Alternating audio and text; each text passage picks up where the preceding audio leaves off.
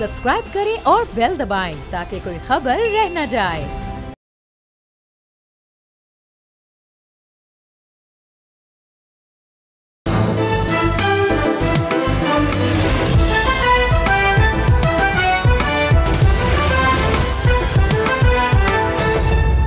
अस्सलाम वालेकुम नाज़रीन, you are watching debate with Nadia Mirza. नाज़रीन, खबर ये आई है हुकूमत की जानिब से कि हुकूमत ने अमरीकी सदर डोनाल्ड ट्रंप को नोबेल पीस प्राइज़ के लिए रिकमेंड किया है। ये वही सदर हैं और उनकी जो उनका जो काम कह लें या सर्विसेज कह लें, उसकी वजह यह बनी कि उन्होंने जो पाक भारत जंग रुकवाई, जिसमें उन्होंने कहा कि मेरा एक कलीदी रोल था और मैंने दोनों ममालिक को कहा कि अगर आपके साथ ट्रेड होगी तो फिर आपको ये जंग रोकनी पड़ेगी, जिसका क्रेडिट डोनाल्ड ट्रंप तो लेते हैं, पाकिस्तान भी उसको कहता है, लेकिन दूसरी तरफ भारत ये मानने को तैयार नहीं है। भारत की हटदर्मी आज भी उसी तरह से मौजूद है। सिंध ताज मुआहदे को स्पेशली लेकर अभी मैं पढ़ रही थी कि वहाँ पर जो वज़ीर दिफ़ा हैं वो उन्होंने भी ये बात की है कि जी सिंध ताज मुआहदा किसी सूरत भी रिट्रीव नहीं होगा, रिस्टोर नहीं होगा, बल्कि जो ऑपरेशन सिंदूर है वो भी जारी रहेगा। दूसरी तरफ बिलावल भुट्टो जरदारी ने भी ये बात की है कि अगर आपने इंडस वाटर ट्रीटी को रिस्टोर नहीं किया, उस एग्रीमेंट को, तो फिर आप एक और जंग के लिए तैयार हो जाएं। अब मामलात ये किधर जाएंगे? दूसरी तरफ जो ईरान और इसराइल के मामलात हैं वो भी ऑल्दो के डोनाल्ड ट्रंप ने 2 हफ्ते का मज़ीद वक्त लिया, लेकिन वो कहते हैं कि मुज़ाकरात से पहले हम एक सीज़ फायर चाहते हैं। और कुछ इतलात अब ये हैं कि कुछ ममालिक के राब्तों के बाद कुछ सतहों पर, कुछ लेवल्स पर मुज़ाकरात का आगाज़ भी हुआ है। ये ऊँट किस करवट बैठेगा, इस पर और कुछ दीगर इशूज़ पर हम गुफ्तगू करेंगे। जो हमें पैनलिस्ट ने ज्वाइन किया है डॉक्टर जमील अहमद खान साहब, former ambassador of Iran to UAE, Libya and Malta, और हमारे साथ मौजूद हैं। अस्सलाम वालेकुम डॉक्टर जमील अहमद खान साहब, बहुत शुक्रिया आपके टाइम का। दूसरी जानब हमारे साथ ज़रार खोड़ो साहब मौजूद हैं, सीनियर पॉलिटिकल जर्नलिस्ट हैं, सीनियर एनालिस्ट हैं। अस्सलाम वालेकुम ज़रार खोड़ो साहब, आपके टाइम का भी बहुत बहुत शुक्रिया। डॉक्टर जमील साहब, ज़रा बात का आगाज़ आपसे इसलिए की लेती हूँ क्योंकि एक सोशल मीडिया पर तो एक तूफ़ान मचा हुआ है, इन अ सेंस कि आज तो रिकमेंड कर दिया डोनाल्ड ट्रंप को पाकिस्तान ने, ऑल्दो कि ये इट्स ऑल्सो वेरी रेयर क्योंकि हुकूमतें खुद अपने लोगों को करती हैं, लेकिन हमने अमरीकी सदर को किया है कि जी उन्होंने जंग रुकवाई। लेकिन दूसरी तरफ बड़ा एक बैकलैश आया हुआ है पुराने स्टेटमेंट कि कोई उसको शरपसंद कहता था, कोई उसको खान से मिलाता था, कोई उस पर किस बदमाश कहता था, कैसी कैसी एग्जांपल्स होती थी। आप ये हुकूमत पाकिस्तान का ये जो इनिशिएटिव है या ये जो रिकमेंडेशन है, how you see this and your take sir? देखें, इसको आप जो नोबेल प्राइज के रिकमेंडेशन के कवायद और ज़वाबित हैं उसके अक्स में देख लें, और दूसरा ये है कि ये क्यों किया गया, इन 2 पॉइंट्स को ध्यान में रख के फिर देख लेते हैं अब अगले 3 मिनट में कि कैसे इसका तजिया बनता है। पहली बात तो ये कि नोबेल इनाम प्राइज मिलने के लिए मुख्तलिफ कैटेगरीज हैं, उसमें साइंटिस्ट हैं, उसमें सोशल वर्कर्स हैं, उसमें ह्यूमन राइट के लोग हैं, उसमें पीस मेकर्स भी हैं। तो डोनाल्ड ट्रंप की हमेशा से ये एक इस्तदा रही है या ख्वाहिश रही है कि वो दुनिया में पीस लेके आ सकें। ये और बात है कि उन पर काफ़ी ज़्यादा बाकी भी तनकीद होती आई है फ़ज़ा के हवाले से, और उस पर मैं बाद में तबसरा कर देता हूँ। और उसमें जो धमकियाँ देते हैं वो कि ठीक है हम फिर ईरान तैयार हो जाए और फिर बाकी ममालिक के लिए भी जो धमकियाँ आमेज़ बातें होती हैं उन तमाम को सामने ले आते हैं। असल ये कि नेट रिजल्ट क्या है डोनाल्ड ट्रंप के अब तक के मामले में। यूक्रेन का मामला ठीक है, उसमें बहुत सारे डिबेट्स हो सकती हैं, लेकिन यूक्रेन का मामला हल होता नजर आ रहा है। और मैं शुरू से कहता रहा हूँ पिछले तकरीबन 1.5 साल से कि ये जब भी हल होगा ये रशिया के टर्म्स पे होगा।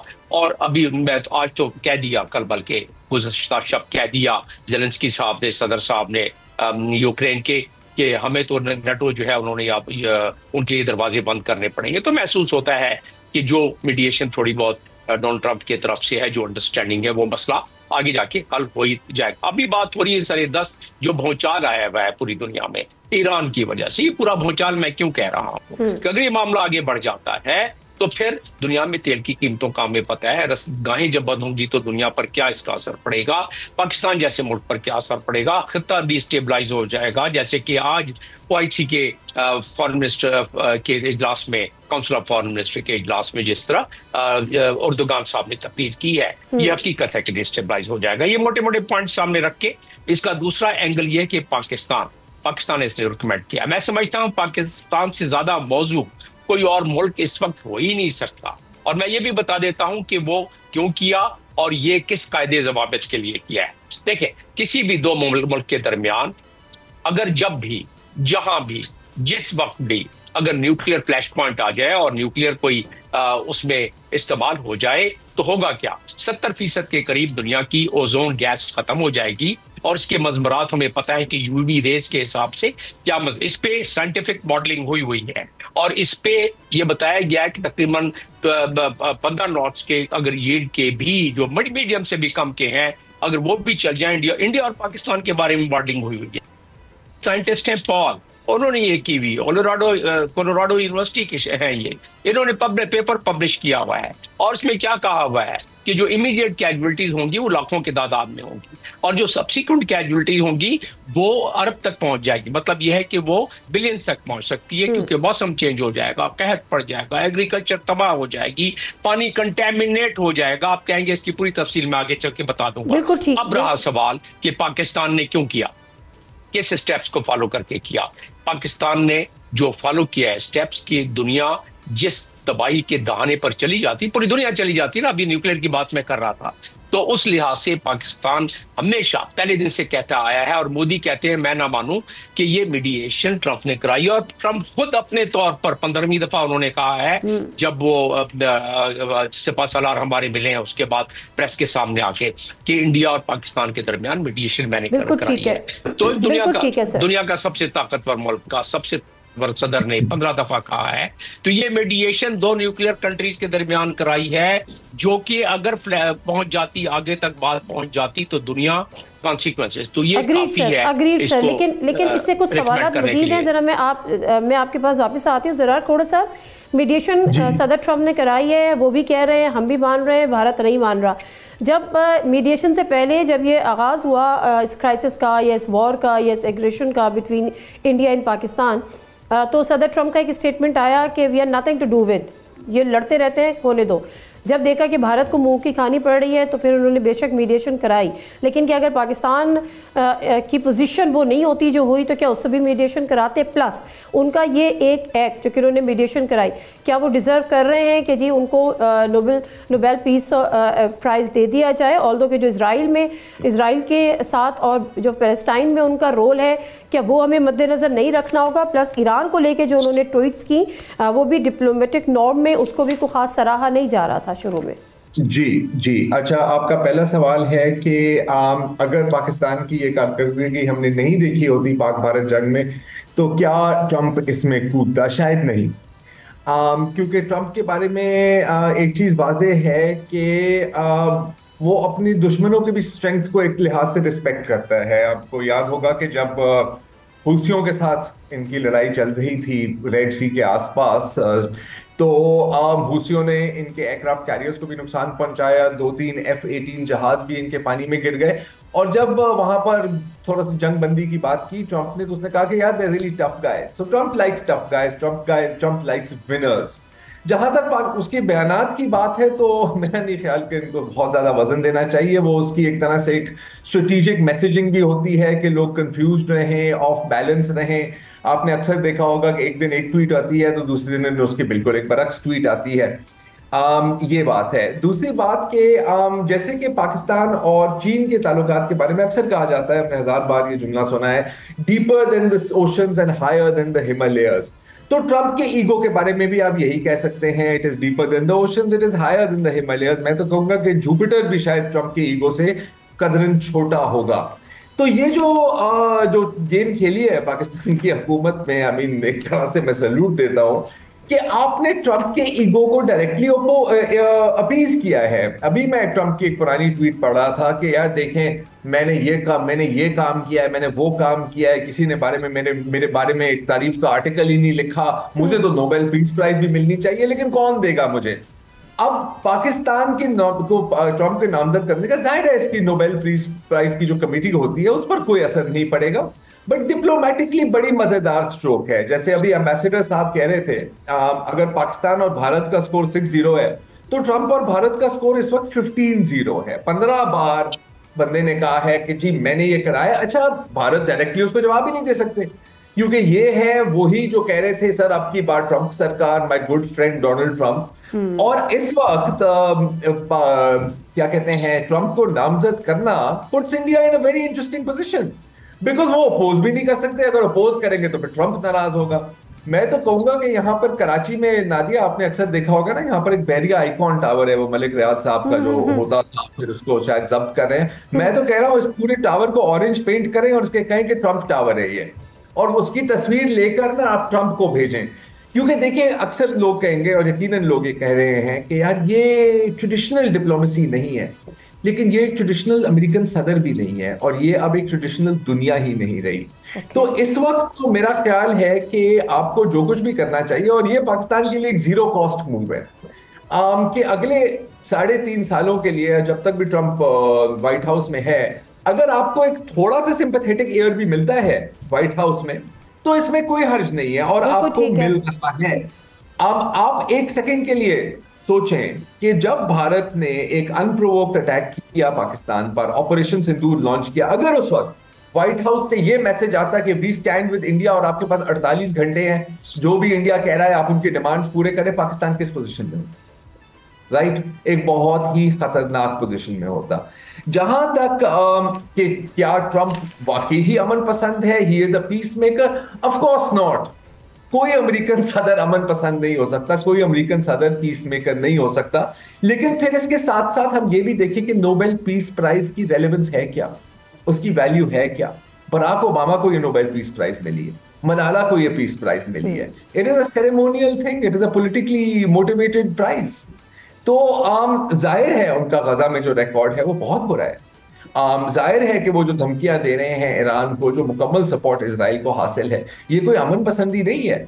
But it also doesn't matter in this context, क्योंकि ये जो काम कर रहा है ये पाकिस्तान एक डिप्लोमेटिक कार्ड प्ले कर रहा है। और मेरा ख्याल है कि एक लिहाज से आप कह सकते हैं कि थोड़े बहुत एम्बैरेसिंग भी है, लेकिन एक और लिहाज से काफी सियाड़ा मूव है मेरी नजर में। नादिया ठीक है, आप ये कह रहे हैं कि स्मार्ट कार्ड प्ले कर रहा है to probably to please Trump और इंडिया को भी 100% टू प्लीज ट्रंप, और कोई इसका मकसद है। वैसे 23 अप्रैल को जो इंडस वाटर ट्रीटी है उसको सस्पेंड किया गया था, उस एग्रीमेंट को, और आज तकरीबन 2 माह का अरसा अगले एक दिन में गुजर जाएगा, वो रिस्टोर नहीं हो सकी, रिट्रीव नहीं हो सकी। दूसरी तरफ जब जिस मीडिएशन का डोनाल्ड ट्रंप बार बार जिक्र करते हैं उसका था कि मुज़ाकरात होंगे, वो भी बाकायदा तौर पर शुरू नहीं हो सके। बिलावल भुट्टो जरदारी साहब कह रहे हैं कि पानी बहाल करो वरना जंग के लिए तैयार हो जाओ। तो डॉक्टर जमील अहमद खान, आप क्या देख रहे हैं? इस वक्त भारत तो मुकम्मल हठधर्मी का शिकार है, स्टाबन भी हुआ हुआ है। बिलावल भुट्टो जरदारी साहब का ये एक ऐसी it is something very emotional और एग्रेसिव स्टेटमेंट, और आप इसमें वाकई को डैप देख रहे हैं कि हमें दूसरी जंग की तरफ जाना पड़ेगा अगर पानी रिस्टोर नहीं होता है तो, या मुआहदा रिस्टोर नहीं होता है तो। ये सवाल मुझसे किया आपने? जी सर। जी, बेसिकली देखें 24 मई को हमारा एलामिया क्या निकला, और वो एलामिया कोई मामूली बात नहीं थी। नेशनल सिक्योरिटी कमेटी ने अपने इख्तितामी मीटिंग के इख्तिताम के बाद भी एलामिया इशू किया। उसमें बाकी पॉइंट्स तो रेसिप्रोकल थे, जो इंडिया ने किया वो हमने कर दिया। एक उसमें इजाफी ये था कि हमने एयर स्पेस भी बंद कर दिया, और उससे सबसे बड़ी अहम बात ये थी कि उसके दूसरे दिन ही, और प्राइम मिनिस्टर ने अपनी तकरीर में भी जिक्र कर दिया कि इंडस वाटर ट्रीटी, पानी का बंद करना, that would tantamount to the declaration of war. और इंडिया भी कहता है कि अगर कोई भी हमारे यहाँ वाकया हो गया तो that would tantamount, terrorism का अगर वाकया हो गया तो that would tantamount to declaration of war. ऐसी सूरत में 2 न्यूक्लियस कंट्रीज सामने खड़े हुए हैं।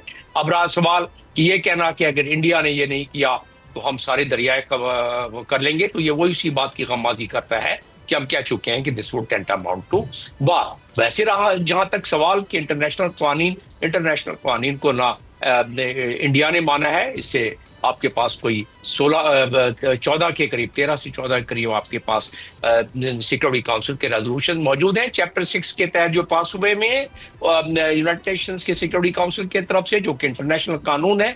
कभी आज तक उस पर अमलदारी नहीं हुई, इंडिया उसको मैं ना मानो। इसी तरह इसराइल के लिए कोई इंटरनेशनल कानून का कोई अहमियत नहीं रखती है। अमेरिका के लिए इंटरनेशनल कानून जब चाहता है उसकी धज्जियां उड़ा देता है। इंटरनेशनल कानून जो है ताकतवरों के लिए उन्होंने अपने हाथ में रखा हुआ है।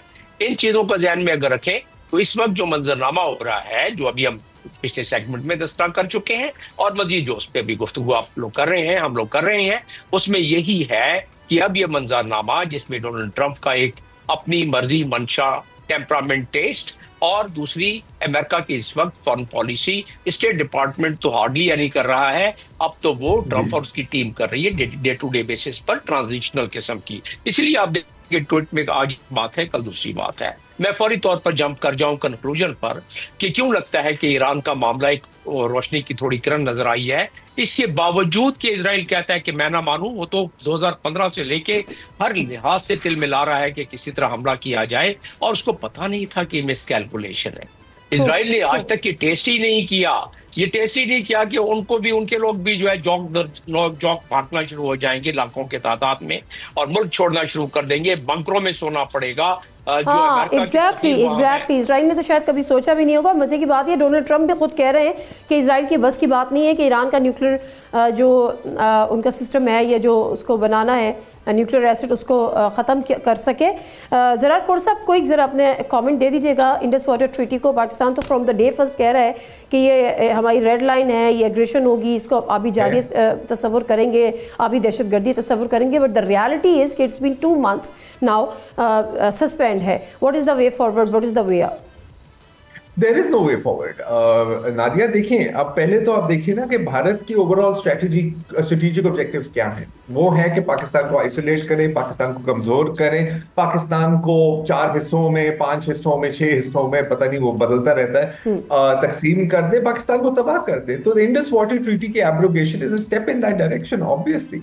अगर बात यहां पर आती है, अच्छा एक चीज हमें ज़हन में रखनी चाहिए कि इस वक्त उनके पास वो इंफ्रास्ट्रक्चर नहीं है कि वो पानी मुकम्मल डाइवर्ट कर सके, लेकिन यकीनन वो इंफ्रास्ट्रक्चर बनाने की कोशिश करेंगे, और अगर ऐसा होगा then it is an act of war. फिर आपको एक मिसाइल बराज वहां पर फायर करनी पड़ेगी, and under international law you will be allowed to do this. I mean वो एक अलग बात है कि बैनुल अक़वामी कवानीन की कोई अहमियत नहीं है, वो एक कागज का टुकड़ा है जैसे ये है, इसको उठा के फेंक दो साइड पर, कोई फर्क नहीं पड़ता, but it will obviously be an act of war. लेकिन इसी मौके का फायदा उठाते हुए मैं ये कहना चाह रहा हूं कि भारत की जो फॉरेन पॉलिसी है वो वाकई लाजवाब है। पूरे बड़े सगीर में आपको एक मुल्क नहीं मिलेगा जिसको भारत ने बुली नहीं किया, या जहां भारत को वाकई ही अच्छा समझा जाता है। बांग्लादेश को ले लें, मालदीव्स को ले लें, श्रीलंका को ले लें, नेपाल को ले लें, पाकिस्तान की बात ही तो अलग है। और अब उन्होंने ईरान को भी एलियनेट कर दिया है, जो उनका एक बहुत करीबी इत्तेहादी था। ये होता है जब आपकी फॉरेन पॉलिसी आपकी डोमेस्टिक पॉलिसी के कंजम्पशन के लिए हो, जब आप एक नजरियाती तंग नजर की आप फॉरेन पॉलिसी चलाएं, तो फिर उसके यही असरात होते हैं। बिल्कुल ठीक। जो मुनशियात फरोख करते हैं ना नादिया, उनकी हमेशा एक सेइंग होती है कि कभी don't get high on your own supply, और भारत ने यही किया है, वो अपने ही प्रोपेगेंडा के शिकार बन गए हैं। बिल्कुल ठीक तो है। मैं चाहूंगा कि उनकी फॉरेन पॉलिसी ऐसी ही चलती रहे, हमारे लिए इसी में बहुत बड़ा फायदा है। बिल्कुल हमारे लिए इसमें फ़ायदा। Thank you very much doctor Jamil Ahmad Khan साहब, आपका भी, ज़रार खोड़ू साहब आपका भी। यही है कि अगर इंडिया ने जो है वो जो इंडस वाटर ट्रीटी है उसको रिट्रीव नहीं किया, उस एग्रीमेंट को, तो फिर हम शायद दूसरी जंग की तरफ हम जाना पड़े। भारत बिलावल भुट्टो ज़रदारी कैटेगोरिकली ये बात कह चुके हैं, और इंडिया में तो ये बात हो रही है कि ऑपरेशन सिंदूर अभी ख़त्म हुआ ही नहीं है। आने वाले दिनों में क्या होगा ये तो वक्त बताएगा, लेकिन डोनाल्ड ट्रंप की जो टिल्ट है वो डेफिनेटली सब पाकिस्तान की तरफ है, बेहतरीन ताल्लुकात, और यही ताल्लुकात अब पाकिस्तान जो है वो ईरान इसराइल की वॉर को ख़त्म करने के लिए भी इस्तेमाल करना चाहता है, और शायद इस्तेमाल करने जा भी रहा है। ब्रेक ले लेते हैं, ब्रेक के बाद शेर अफजल मरवत साहब हमारे साथ होंगे।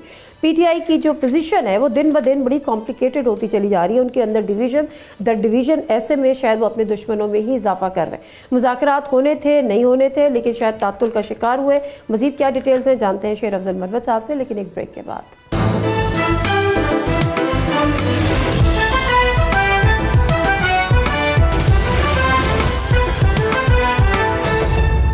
जी नाज़रीन, प्रोग्राम में एक दफ़ा फिर आपको खुशामदीद कहते हैं, और ये खबर नज़रों से गुजरी जिसमें लिखा था कि पीटीआई और इस्टेब्लिशमेंट के दरमियान बैकडोर राब्ते फिर तातुल का शिकार हुए, और उसकी कुछ वजूहात भी बताई गई हैं। उसमें कहा गया है कि कुछ दिन पहले बैरिस्टर गौहर जो है उनसे एक हुकूमती शख्सियत ने रब्ता किया कि 26 नवंबर क्या कुछ अहम शख्सियात के साथ महदूद वक्त के लिए रब्ते बहाल हुए थे, ताहम जो उनकी जो क़यादत है उसके जो कुछ जो सख्त बयानात हैं उससे माहौल कशीदा हो गया। और उसके उसके बाद जो अमेरिका में पीटीआई का हाल ही में एहतजाज हुआ उससे बात मुकम्मल तौर पे शायद ख़त्म हो गई, नाराज़ कर दिया गया है। शेर अफजल मरवत साहब वो खुद नाराज़ हैं या उनको भी नाराज़ कर दिया गया है पीटीआई की जानिब से। हमारे साथ मौजूद हैं। अस्सलाम वालेकुम शेर अफजल मरवत साहब, ये बताएगा कि बहरहाल आप पीटीआई के एमएनए हैं लेकिन पीटीआई में नहीं है, क्योंकि पीटीआई की जो लीडरशिप है वो आपको पीटीआई से अलहदा कर चुकी है। अब आप पर इल्ज़ाम है कि आप कोई फॉरवर्ड ग्रुप बनाना चाह रहे हैं और उसको लीड करना चाह रहे हैं, कितना वैलिड है ये इल्ज़ाम?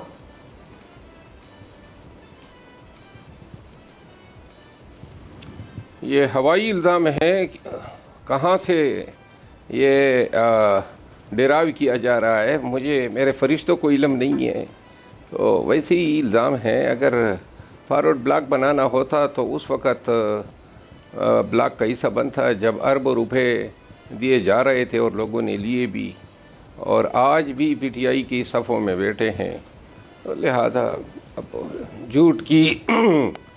झूठ का कोई इलाज नहीं है मेरे पास। तो अब आपका मुस्तकबिल का लाएअमल क्या होगा? मतलब आपकी फ्यूचर प्लानिंग क्या है पीटीआई को लेकर? पीटीआई आपको ओन नहीं कर रही, आप एमएनए हैं पीटीआई के, क्या आप रिजाइन देंगे?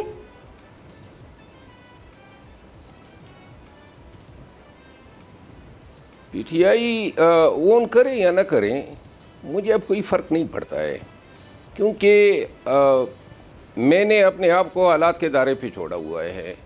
जिधर हालात ले गए या ले जाएं, बहरहाल मैंने अपने तई अभी तक पीटीआई के साथ रास्ते अलहदा करने का फ़ैसला नहीं किया है।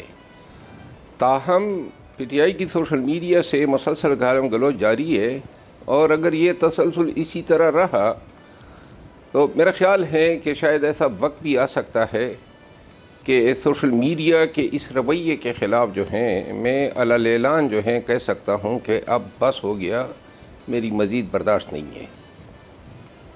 नहीं मरवत साहब, वो तो ठीक है आपने शायद ना किया हो, लेकिन अब इखलाकी जवाज़ रहता नहीं ना कि अब आप पीटीआई के एमएनए रहें, क्योंकि अगर अब पीटीआई आपको ओन नहीं कर रही, निकाल चुकी, तो फिर इखलाकी जवाज़ नहीं बचता आपके एमएनए होने का।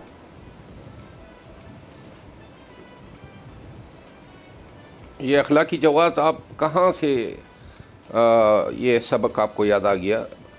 यानी कि 192 एमएनएस बनाए उस कैंपेन के नतीजे में जिसको मैंने लीड किया, तो पहले वो 192 एमएनए की सीटें मुझे दे दी जाए। अखलाकी जवाज़ कहाँ से आ गया? मैंने छोड़ी है पीटीआई ने मुझे निकाला है, 3 दफ़ा निकाला है, कोई जुर्म अभी तक पता ही नहीं है, और आप अखलाकियात की बात कर रही हैं। अच्छा, जुर्म आपको नहीं पता? वो कहते हैं कि आप पार्टी पॉलिसी फॉलो नहीं करते थे, पार्टी पॉलिसी की वायलेशन करते थे, but anyways this is between you and PTI. मैं तो वैसे एक चीज़ डिस्कस कर रही थी सर, आज जिस पीटीआई जिस जगह पर खड़ी है, जो उसकी पोजीशन है, कोई उससे मुज़ाकरात की थोड़ी सी हमें कहीं लचक नज़र आती है तो बड़े सख्त किस्म के स्टेटमेंट आ जाते हैं।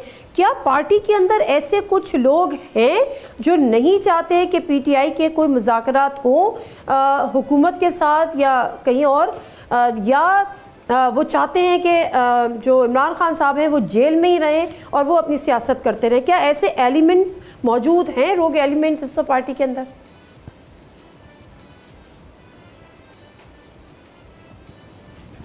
देखिए, पाकिस्तान तहरीक इंसाफ के हवाले से एक बात मैं बार बार कह चुका हूँ, पीटीआई आज जहाँ पे खड़ी है, ये इस जगह पे उन फैसलों ने पीटीआई का ये हशर किया है और इस मकाम पे लाए हैं। मेरठ के बरअक्स फ़ैसले, बदनीयती पर मबनी फ़ैसले, 1.25 साल से जो फ़ैसले हो रहे हैं, एक्जैक्टली वो तमाम फ़ैसले वही हो रहे हैं जिसका फ़ायदा इस्टेब्लिशमेंट को पहुंच रहा है।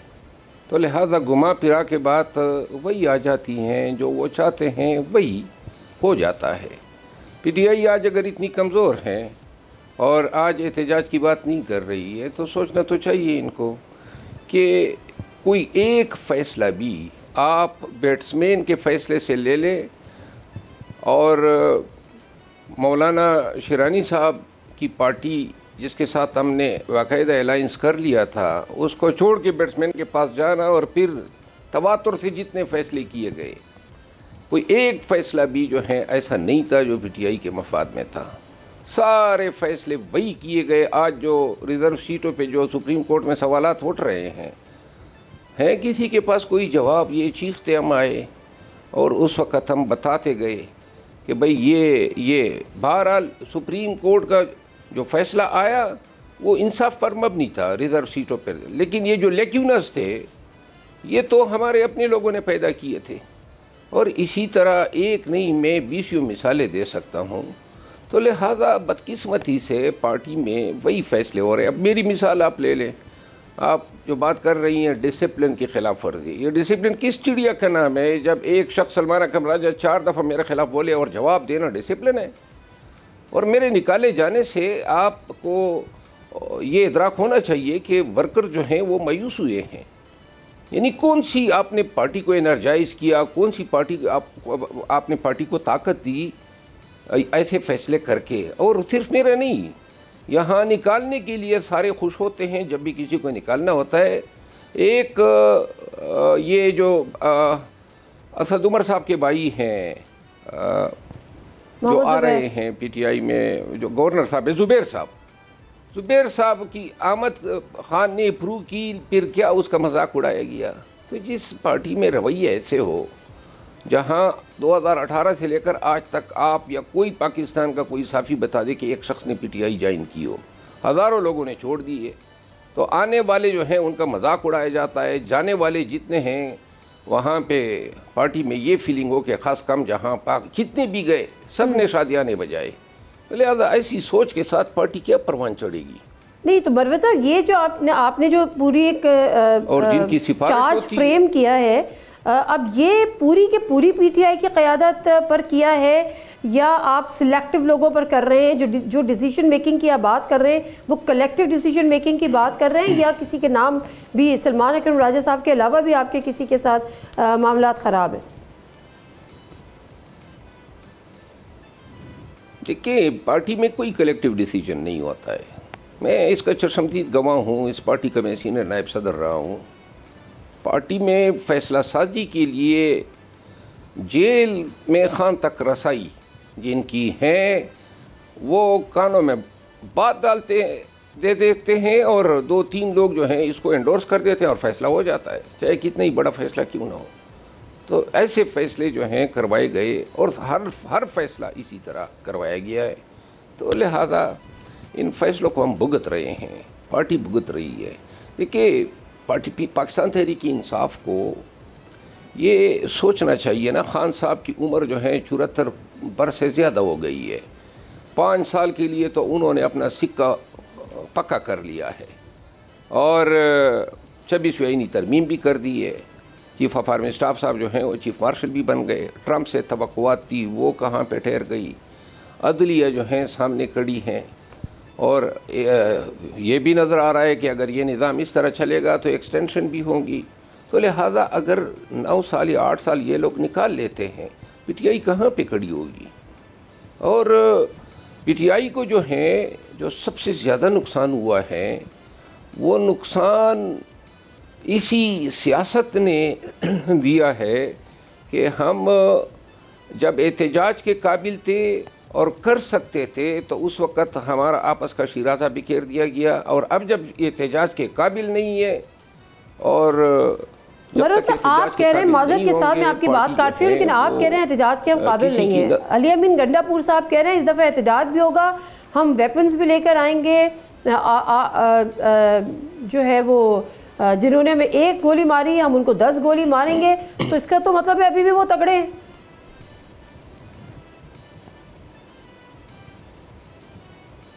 नहीं, ये तो ज़बानी बयान है ना। ये हौसला लाना और रियासत के साथ जंग करना ये कोई आसान काम तो नहीं है। ये तो बिल्कुल 9 मई जहाँ एक सिपाही फ़ौजी मरा नहीं है, आज तक 9 मई को भुगत रहे हैं। और 9 मई के नाम पे पीटीआई के साथ जो हुआ, अब कसर इसी अमल की रह जाएगी कि जी आप हौसला लाएँ और फिर जंग छेड़ें।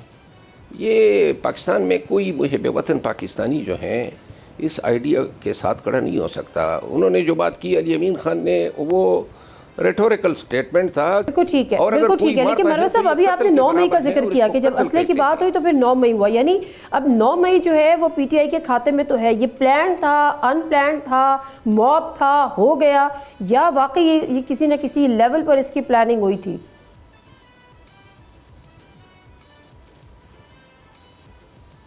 देखिए, इस पे मैं बारहा बयानात दे चुका हूँ। मेरी ज़ाती राय ये है कि ये ट्रैप था पीटीआई के लिए और कामयाब रहा। ओके, ट्रैप था। मेहरबानो कुरैशी के साथ आप एक प्रोग्राम में थे और उस पर भी आप पे बड़े इल्ज़ामात लगे, बल्कि फॉरवर्ड ग्रुप का भी आप पे इल्ज़ाम यही लगा कि जी आप एमएनए हैं लेकिन उसके बावजूद आप पीटीआई के पीठ में छुरा घोंप रहे वाले हिसाब है, और आप कोई फॉरवर्ड ग्रुप, जो आप मुझे कह रहे थे फॉरवर्ड ग्रुप हवाई बात है, तो ये इल्ज़ाम उनकी तरफ से भी लगा है। इस पर कुछ कॉमेंट करेंगे आप?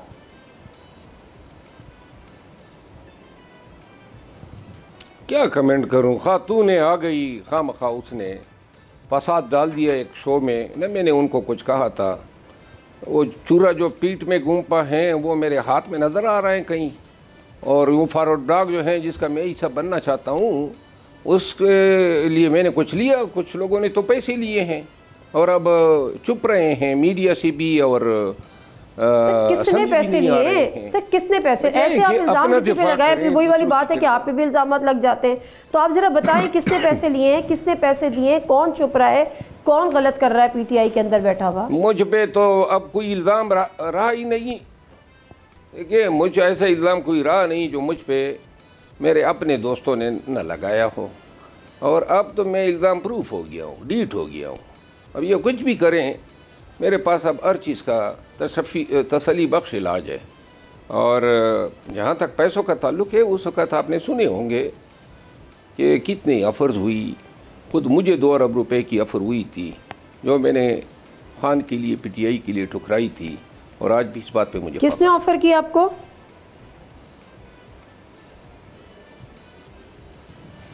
मुझे गुलाम नबी और सैयद रसूल ने ऑफ़र की थी, जो ऑफ़र करते हैं आपको अच्छी तरह इल्म है। अच्छा, और आपको क्या कहा कि आप उनकी पार्टी में आ जाए, पीटीआई छोड़ दें? नहीं, ऑफ़र थी कि अगर आपके वोट की ज़रूरत पड़ गई तो स्टैंड बाई में आपको रखेंगे, और हो सकता है कि आपकी वोट की ज़रूरत भी ना पड़े, तो लिहाजा बहुत सारे लोग स्टैंड बाई पे रह गए। अच्छा, अब ये सोशल मीडिया जो जिससे आप भी तंग हैं, सोशल मीडिया के जिसका आप भी जिक्र कर रहे थे कि सोशल मीडिया से आप भी तंग हैं, बहुत सारे हल्के सोशल मीडिया से तंग हैं, और हकीकत तो ये है कि सोशल मीडिया ने जितना नुकसान पीटीआई को पहुंचाया है शायद उसके दुश्मन भी पीटीआई को ना पहुंचा सके हो। ये सोशल मीडिया कौन चला रहा है, किसके कहने पर चला रहा है, और इमरान खान साहब की मर्जी का कितना अमल दखल है इसमें?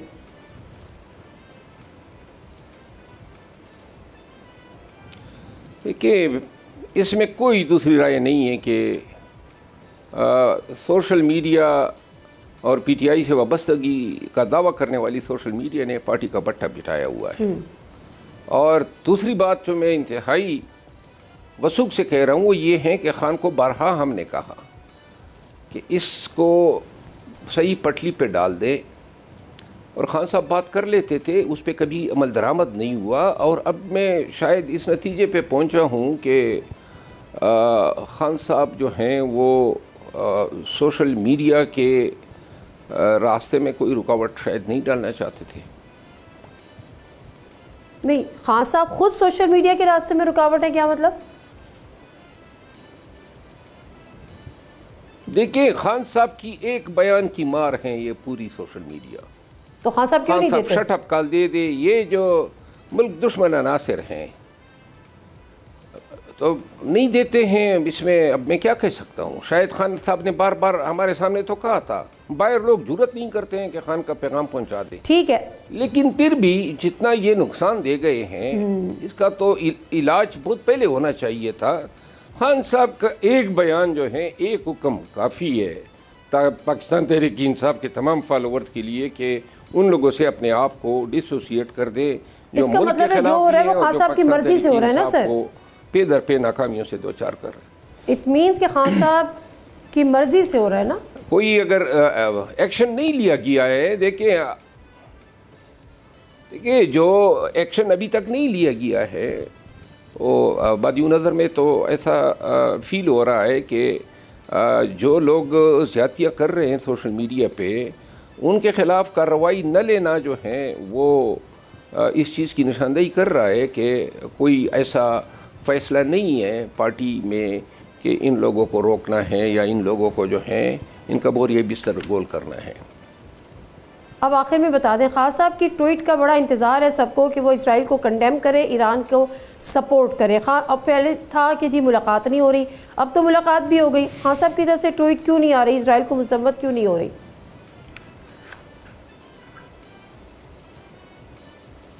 ट्वीट तो खान साहब नहीं देते हैं ना, खान साहब को की अपनी ट्विटर तक तो रसाई नहीं है। ये तो जो ऑपरेटर होता है उसको जो सुनगुन वो ले लेता है जेल में मुलाकातों से, अपनी मिजाज के मुताबिक अल्फाज मुरतब करके डाल देता है। बाकी जो हैं पीटीआई की क़ियादत गई है रानी एम्बेसी। खान साहब अपने मैसेजेस बाहर अपनी बहनों के जरिए, अपनी फैमिली के जरिए भिजवाते हैं ना कि खान साहब से मुलाकात है, उन्होंने ये कहा। लेकिन और एक अभी लास्ट ट्वीट भी आई है, लेकिन कहीं भी इसराइल की मजम्मत नहीं हुई। वो लोग जो ऑलरेडी उन पे इल्ज़ाम यहूदी लॉबी होने का लगा रहे थे, वो तो कह रहे हैं कि जी इस्टेब्लिश हो गया इस बात से कि ट्रम्प को नाराज़ करना नहीं चाहते। क्या मामला है? तो खुदा का खौफ करो, खुदा का खौफ करो। ये यहूदी लॉबी का इल्ज़ाम, शर्म आनी चाहिए इन लोगों को। खान से बड़ा मुसलमान, खान से बड़ा ट्वीट क्यों नहीं आ रही? रसूल और अल्लाह ताला का नहीं। ट्वीट आपने देखा नहीं, पीटीआई का चेयरमैन और अपोजिशन लीडर ये सब किसके हुक्म के तहत ईरानी सफारत खाने गए? ये पीटीआई की क़ियादत जो है पानी पीने की इजाज़त भी खान साहब से लेती है, तो लिहाजा ये अपनी तय इनका इतना बड़ा फैसला तो नहीं हो सकता है। खान की हिदायत के तहत ये गए हैं। जहाँ तक ट्वीट का ताल्लुक है, 10 दिनों से तो किसी को मुलाकात नहीं करने दी जा रही। अभी मुलाकात हुई अलीमा खान साहब की, उसके बावजूद एक और एक ट्वीट आ गई थी, लेकिन उस पे नहीं। चले, okay, thank you very much Sherafzal Narwar साहब। और शेरअफजल नरवर साहब का कहना है कि सबसे बड़ा मसला है वो है ही पाकिस्तान तहरीक इंसाफ का सोशल मीडिया, जो सबसे बड़े फसाद की जड़ है। लेकिन उन्होंने कहा कि अगर खान साहब उसको मना नहीं कर रहे तो फिर जाहिर सी बात है, इसमें शायद कोई शक भी ना हो कि अगर खान साहब के ऐसे तो एक बयान की मार है, लेकिन अगर खान साहब उसको कंट्रोल नहीं कर रहे या ऐसा कोई स्टेटमेंट नहीं दे रहे तो फिर इंप्रेशन यही है कि जो भी हो रहा है सोशल मीडिया पे वो उनकी मर्जी से हो रहा है। प्रोग्राम से दीजिए नादिर मिर्ज़ा को इजाज़त। अल्लाह हाफिज़।